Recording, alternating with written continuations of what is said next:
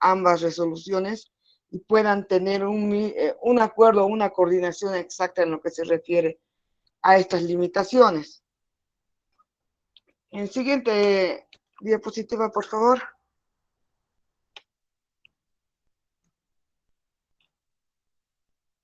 En la siguiente diapositiva hablaremos de los límites entre lo que es la justicia ordinaria y la justicia indígena. En este caso podemos ver que la Constitución del Estado y las normas internacionales establecen como límite de la administración de la justicia indígena la no violación de los derechos fundamentales ni humanos, ¿no? Eso se refiere a que sus saberes y tradiciones de los indígenas no deberían ser contrarios a la Constitución, ¿no? Y ahí podemos dar ejemplos de que en la Constitución colombiana siempre han determinado dos puntos que solamente eran fundamentales para ellos, ¿no? Que era el derecho de la vida y la integridad física de las personas. También podemos nombrar que los derechos humanos en general son interpretados según, ellos también mantienen, ¿no? Según cada comunidad y todo eso. Y esos son individuales o colectivos, pueden ser individuales o colectivos. Luego tenemos que, conforme a lo que indican Charles Taylor y Will Kimlicka, eh, la propuesta del pluralismo jurídico es una propuesta del mismo liberalismo y no como indican algunos que sería una concepción teórica de los comunitaristas. En esto podemos también nombrar o apoyarnos cuando dicen, por ejemplo, que los jueces o indígenas no están limitados a la materia para poder expresar su conocimiento o la decisión que tengan, pero como dijo el compañero Ariel, en lo que se refiere a la justicia indígena, a veces es tan imparcial que solamente están previendo la satisfacción personal que tienen algunos. También podemos decir que los mismos autores han recomendado que el liberalismo revise su postura en relación a la neutralidad del Estado y también consideren que se debe proteger la libertad individual y las diversas culturas. Mm, es lo mismo que pedimos, ¿no? En la nueva ley de coordinación, que sean ambas limitaciones compatibles, que es lo primordial para poder tener un entendido entre ambos y así no estar en desacuerdo en lo que más se refiere a su ley de deslinde, que es el desacuerdo primordial que tienen las comunidades indígenas ante las ordinarias. Eso sería, doctora.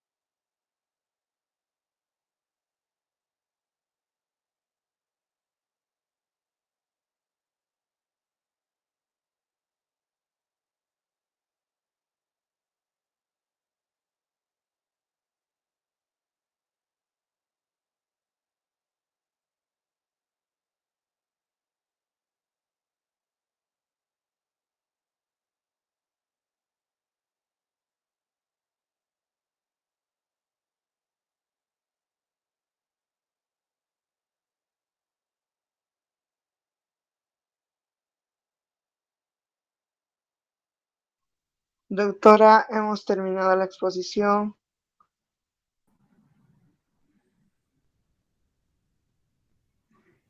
Y perdón, estaba sin micrófono. Por favor, las personas que quieren preguntar, levanten la mano para otorgarles la palabra.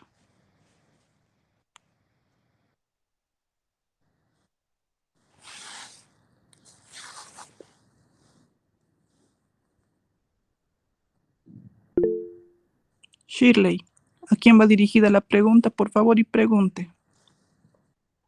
La pregunta va dirigida a Litsi y no me quedó muy claro los avances y los retrocesos. Un poco esa parte no me quedó muy claro, lo que hablaba el compañero Ariel.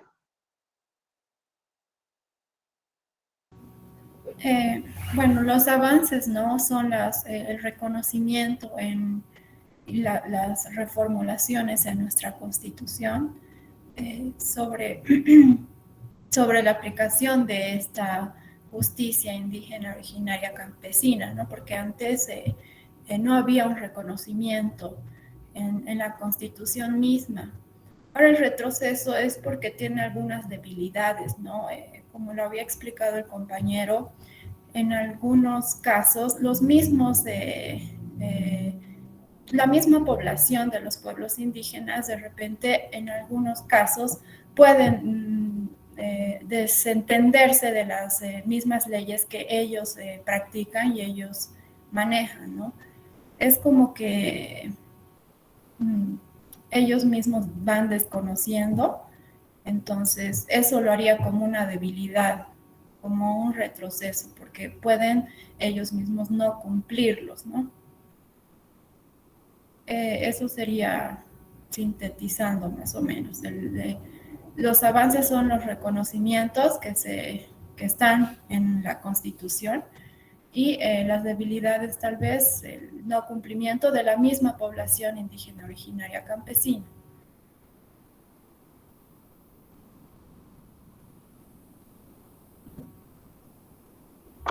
Muchas gracias, Litsi. Un gusto. Jocelyn, ¿a quién, por favor, la pregunta? Buenos días, doctora. Mi pregunta es para el compañero Víctor. No lo escuché muy bien, se cortó mi, quería preguntarle, estaba diciendo el compañero que ¿en qué año se reconocieron algunos derechos indígenas? Por favor, esa partecita. Está bien, se escucha mi audio, ¿verdad? Sí, se escucha. Sí. Bueno, ha sido un proceso, como lo hemos visto, un poco largo, de cómo los indígenas y las comunidades indígenas y las comunidades campesinas también han ido adquiriendo esos derechos, ¿no? Ha sido un proceso verdaderamente largo. Básicamente, como lo he mencionado, ha sido en la reforma del año 1994, recién cuando realmente se ha considerado que en nuestro país existían diversidad de culturas, diversidad de idiomas, ¿no? Recién en esa constitución del año 1994. Para responder más específicamente, han habido diferentes formas, ¿no? En el año 1892 hemos dicho que no se les reconocía como ciudadanos, ¿no? Que había una específicos requisitos para ser ciudadano en el país. Y los indígenas no llegaban a esos requisitos, no, porque tenían que saber leer, escribir, tener un oficio, y bueno, eso no cumplían los indígenas, ¿no? En el año 1938 es donde se crean algunas reformas para el campesino, para la población campesina, pero incluso en este año no se les reconocía, ¿no? En el año 1952 se ha hecho el voto universal, ahí se les ha podido considerar por lo menos como personas que podían elegir a las autoridades, ¿no? ¿Ya? Y en el año 1961 se ha hecho también ahí se ha establecido que ciudadano en Bolivia era todo aquel hombre, mujer, boliviano mayor de 21 años, que no importaba el grado de su preparación, no importaba que haya ido a la escuela, y solamente el requisito era que esté registrado en el registro, ¿no? Que esté anotado en el registro, ¿ya? Entonces, ese ha sido el proceso, ¿no? Y donde realmente se ha consolidado, como hemos dicho, ha sido en la Constitución, en la última reforma, en la Constitución del 2009, donde en el artículo primero ahí nos dice, ¿no? Nos dice, aquí tengo el artículo, nos dice que Bolivia se constituye en un Estado social de derecho plural, nos dice, ¿no? Y en una parte nos dice, ¿dónde está? En una parte nos dice, aquí Bolivia se funda en la pluralidad y el pluralismo, y hay varios político, económico, y allí nos dice, ¿no? Jurídico, ¿no? Entonces, ahí realmente, como hemos dicho, se le reconocen todos los derechos a los indígenas, ¿no? Muchas gracias.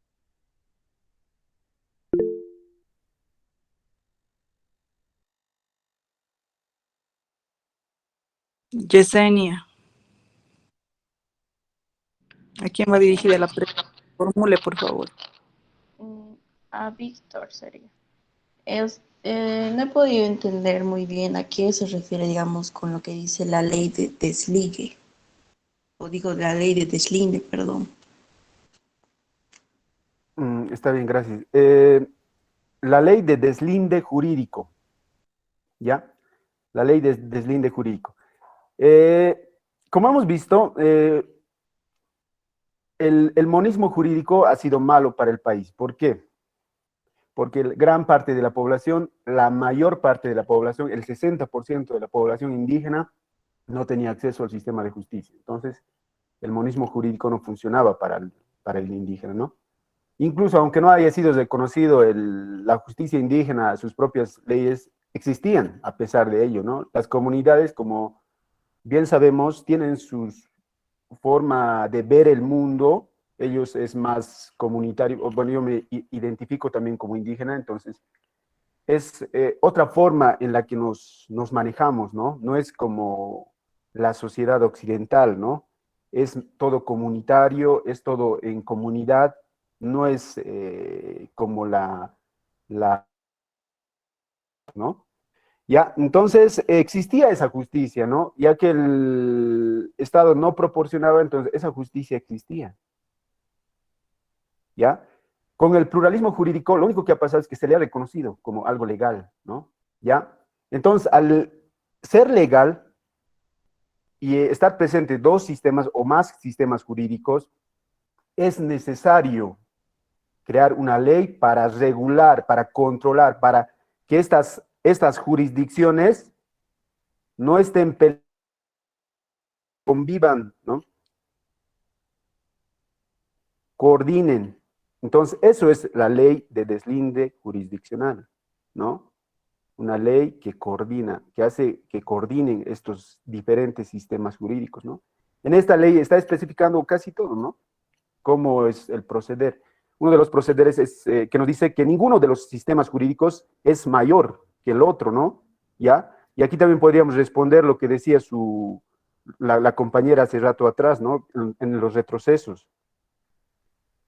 Aunque está escrita la ley, en la práctica muchas veces no se lleva a cabo. Entonces, el retroceso también sería eso, que en la práctica no hay esa pariedad, no hay esa misma fuerza, tal vez se puede decir, ¿no? ¿Ya? Y muchas personas de nuestras comunidades indígenas también, como ha dicho la compañera, no quieren obedecer, ¿no? Pierden y dicen, no, esto no vamos al otro, ¿no? Al otro sistema jurídico. Y así, ¿no? Esa sería la respuesta, esa sería la ley de deslinde jurídico. Muchas gracias. Aportando un poquito a eso, Yesenia, podemos también decir, ¿no? Lo que había dicho, que ellos determinan su mecanismo de acuerdo a sus costumbres, pero lamentablemente tendríamos que funcionar en coordinación y cooperación en lo que se refiere a lo que es esta jurisdicción, ¿no? Para este marco. Entonces, eso es lo que igual le retrocede a la ley de deslinde, ¿no? Que debería de practicarse de manera como está escrita en la ley 073, que es la que les respalda, pero lamentablemente los comunarios o los indígenas o los que son los representantes máximos dentro de una comunidad, a veces solo ven o rescatan lo que a ellos les parece o quizás lo favorable para la persona que está yendo a pedir esa igualdad en el momento de solicitar que exista lo que tiene que ser de partes iguales en ambos casos, ¿no? En lo que es el marco del pluralismo jurídico. Eso también es lo que falta un poco implementar, o si tiene escrito, por lo menos ponerla en práctica de manera que sea, podríamos decir, igualativa, para que no haya esos desacuerdos ni retrocesos en lo que se tiene escrito. Esther, ¿quién preguntas?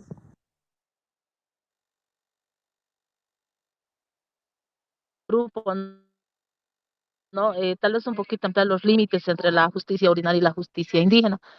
¿Cómo lo ha visto como grupo estos límites, no? No sé si podría ampliar un poquito más la explicación a cualquier de los compañeros del grupo.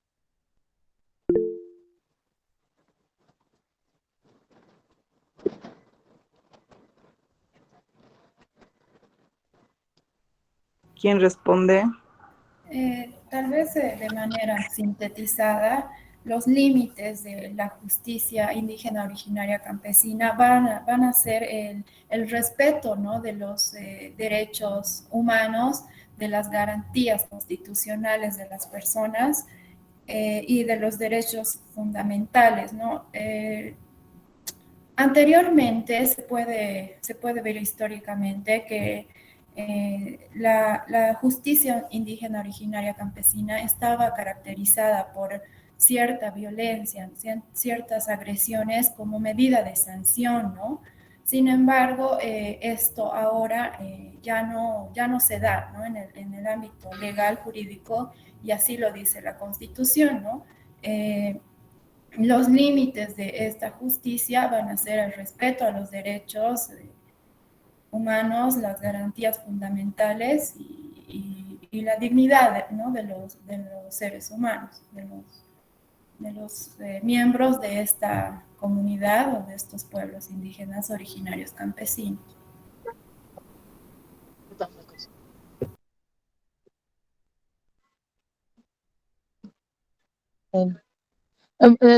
Está bien, compañera, pero también la ley de deslinde jurisdiccional, los límites, doctora, aún todavía en la parte de la justicia indígena originaria falta implementar, ¿no? No hay ciertos procedimientos para poder aplicar, ¿no? Un ejemplo, ¿no? No hace mucho tiempo en un sindicato, por ejemplo, ha habido problemas económicos, que la dirigente se lo ha gastado un monto de dinero y no ha rendido cuentas a cabalidad. Es más, a los afiliados, a uno de los miembros del sindicato que reclamó y dijo que tiene que rendir cuentas, que esos dineros tienen que aparecer. Entonces ella amenazó con muchas cosas, la ha difamado, la ha calumniado, hasta quiso agredir físicamente, ¿no? Entonces, ¿qué pasó en ese instante? Se aplica así de manera, ¿cómo se puede decir? No a cabalidad. La justicia indígena originaria, para eso están los secretarios de justicia. Entonces, en el sindicato no quisieron atender ese caso, ¿no? Entonces, hicieron pasar a la subcentral. En la subcentral tampoco quisieron atender ese caso y hicieron pasar a la instancia mayor, que es la regional, y al final a la central provincial. No es un caso de Misque. Entonces, tampoco ahí quisieron saber, ya lo vamos a hacer pasar a la justicia originaria, señora, usted vaya a denunciar al Ministerio Público, ¿no? Entonces, ahorita eso está en el Ministerio Público, por eso parece que no está bien delimitado. Veo eso, doctor, tal vez estoy equivocada, pero la ley de deslinde jurisdiccional, si bien está ahí, pero no está implementada a cabalidad, y además las personas que asumen esa cartera no tienen la capacidad ni el conocimiento técnico, jurídico suficiente, y tienen miedo a veces resolver, y así pasan, y al final no resuelven los problemas, ¿no? Excepto en algunos, excepto en Ragaipampa, ha habido casos también que solucionaron, ¿no? Pero también me parece que eso corresponde también a la justicia ordinaria, ¿no? O sea, no hay esos límites, ¿no? Aún no están bien marcados, no están bien delimitados, se podría decir. Gracias, doctora. Gracias a ti, Esther, por la intervención. Valoro mucho tu experiencia en este tema. Tú has sido de las principales promotoras para la aplicación e implementación en tu calidad de gobernadora, ¿no? Al departamento de Cochabamba. Y sí, como dices,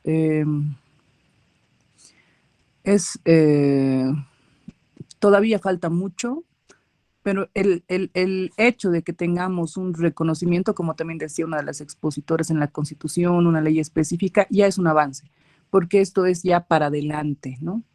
Entonces sí, cualquier normativa, no solamente la ley de deslinde jurisdiccional, tarda en implementarse, en conocerse, es progresivo, pero esperemos, ¿no?, que las demás cartas orgánicas de los puedan avanzar, ¿no? Rarepampa es un ejemplo y veremos, ¿no? Cuál es el desarrollo de las demás cartas orgánicas para ver cómo se administra, cómo se considera a esta administración de justicia indígena originaria campesina. Pero hay, la evaluación generalmente de las leyes es después de 10 años. Así que estamos en ese estadio temporal, ¿no? Pertinente ahora hablar de este tema y veremos. Ya el curso conoce que existe fuera de la Administración de Justicia Ordinaria la justicia indígena originaria campesina y que tenemos una ley marco, ¿no?, que establece límites para esta administración, que es la ley de deslinde jurisdiccional y que es motivo de la exposición del otro grupo. El siguiente grupo tiene que exponer, ¿no?, la Constitución, parte de la normativa que es establecido y ya específicamente la ley. Shirley, ¿a quién preguntas? Doctora, sí, quería un poquito que me aclaren sobre el Pacto Internacional de Derechos Civiles y Políticos, porque dieron un resumen breve y lo que yo tengo duda es si hay conceptos de cada derecho, ¿no? Al menos que den 3 ejemplos de cada uno en esa parte, ¿no? Porque yo, cuando ellos expusieron y en su data estaba muy resumido, pero me gustaría saber al menos 3 conceptos de cada uno, o 3 de ellos de cada uno, específicos, ¿no? Que están en estos.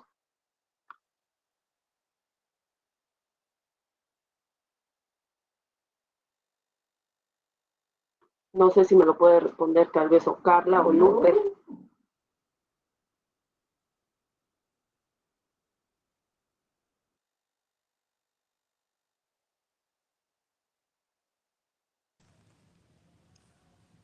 Carla o Lupe, vamos.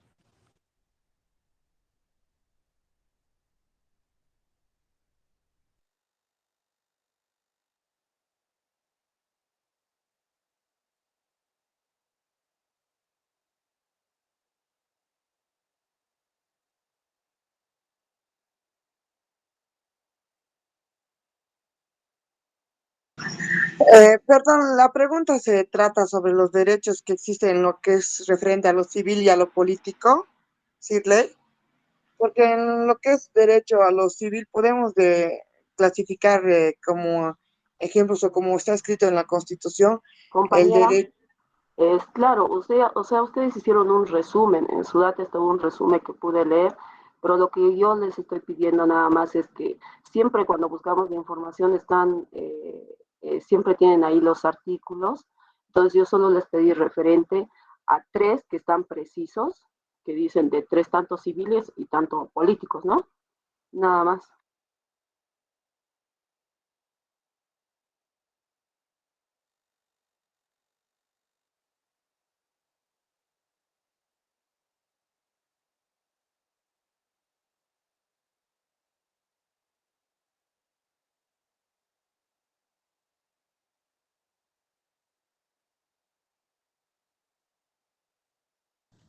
¿Quién responde? Yo voy a responder, doctor. Podemos hablar que el derecho civil estaría incluido con todos los individuos estaríamos dentro de lo que es el derecho civil y en el derecho político estarían todos los ciudadanos, ¿no? Y ahí podemos nombrar que el derecho civil, tenemos derecho podemos tener derecho a lo que es el derecho a la libertad, a la opinión, el derecho al pensamiento y al conocimiento y la religión, por la parte civil, ¿no? Y el derecho político es el conocimiento de que tengan que saber todo lo que está referente a lo que explica una constitución para un país determinado y poder plasmarlo en la vida que todo ser humano tendría que tener en un país.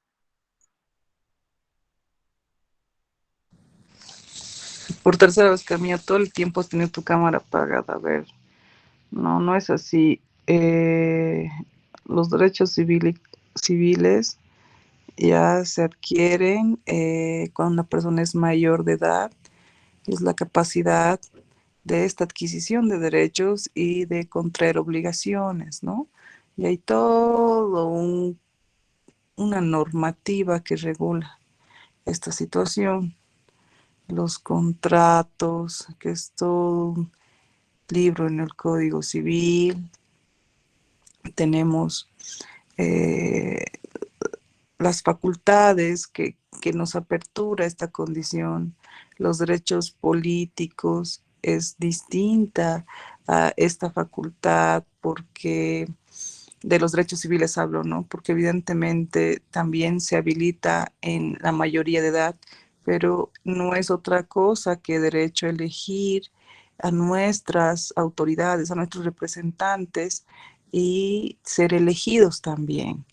Entonces, de participar activamente en la vida política. Entonces son otra cosa, ¿no? Distinta a la responsabilidad en materia penal, que ahí no tiene que ver la edad.